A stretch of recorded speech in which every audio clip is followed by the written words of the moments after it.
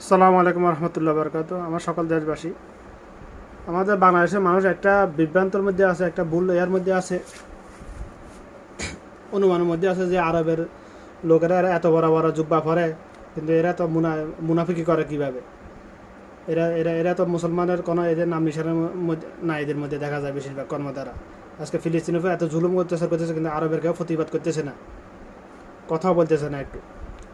তো আমি একটা বলতে এটার পরিপ্রেক্ষিতে একটা কথা বলতে চাই যে লম্বা জুব্বা পরা এটা কোনো সুন্নাহ না, আর এটা ফরজও না। এটা পরা লম্বা জুব্বা পরলে যে ইমান থাকতে ইমানদার হয়ে যাবে, এটা কোনো কথা না।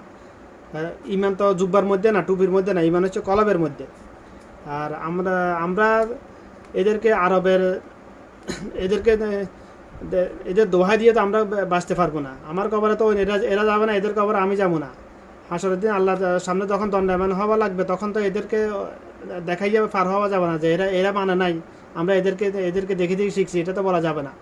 কারণ কোরআন হাদিসে আল্লাহ নির্দেশ দিয়েছেন আল্লাহর আদেশ নিষেধগুলো আমার রাসূলের প্রদর্শিত নিয়ম অনুযায়ী অর্থাৎ সুন্নাহ মোতাবেক পালন করার জন্য আমাদের মুসলমান জাতিকে একমাত্র অনুসরণ করতে হবে, একমাত্র রাসূল সাল্লাল্লাহু আলাইহি ওয়াসাল্লামকে, দুনিয়ার অন্য কোনো মানুষকে না।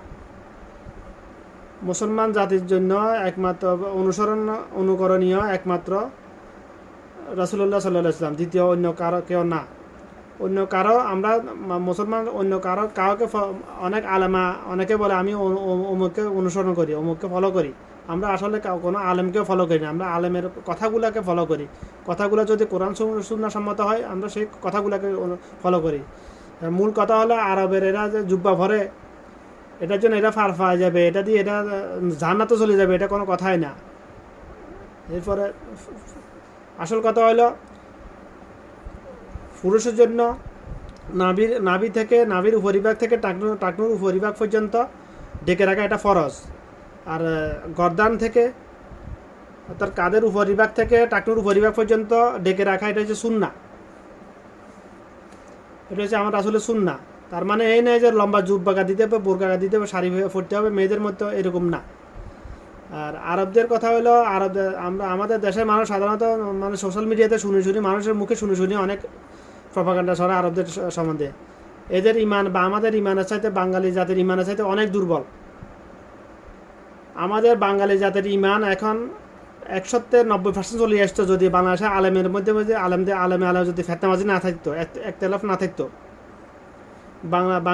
বাংলাদেশের মানুষের ইমান এত মজবুত, ইমানি জজবা এত বেশি, একমাত্র আলেমদের কারণে মানুষ বিভ্রান্তের মধ্যে আছে। আরেকটা কথা হলো আরবরা এরা আল্লাহর কসম খেয়ে কথায় কথায় মিথ্যা কথা বলে, এক পয়সার জন্য মিথ্যা কথা বলে, কসম খাই। আমরা বাঙালি জাতির মধ্যে কে আছে যে তাকে যদি কাউকে যদি বলা হয় তোমাকে 1,00,000 টাকা দেওয়া হবে, সারাদিন শুধু মিথ্যা কথা বলবে, আল্লাহর কসম খাই এরকম বলবে, বলার জন্য রাজি হবে, এরকম কোনো লোক আছে বাংলাদেশে? আমি মনে করি নাই। আমার দ্বারা সম্ভব না, আমাকে কোটি টাকা দিলেও আল্লাহর কসম খাই মিথ্যা কথা বলা, এটা আমার পক্ষে সম্ভব না আল্লাহি। কিন্তু এরা আরবের লোক, এরা মুসলমান, জন্মসূত্রে মুসলমান, কিন্তু কর্মসূত্রে মুনাফিক। এরা বেশিরভাগই মুনাফিক।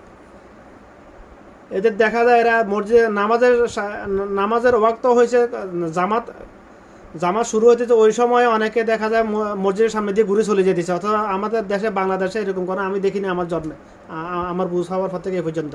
তো কোনো মুসলমান মসজিদের জামাত শুরু হইতেছে এমন সময় মসজিদের সামনে দিয়ে হাঁটি চলে গেছে, এরকম আমি দেখি নাই এখন পর্যন্ত। কিন্তু আমি আরব দেশে দেখতেছি এরা জামাত শুরু হইতেছে এই সময় মসজিদের সামনে দিয়ে চলে যেতেছে নামাজ না পড়ি, এরকম এদের ইমান হচ্ছে এরকম।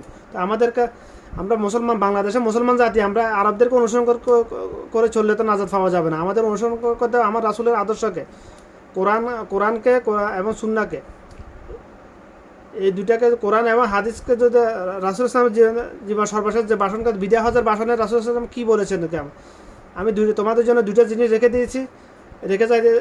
যাইতেছি, এই দুটো যদি তোমরা আঁকড়ে ধরো, তোমরা কখনো পথভ্রষ্ট হবে না। কি? একটা হচ্ছে আল্লাহর কোরআন, দ্বিতীয় হচ্ছে আমার হাদিস।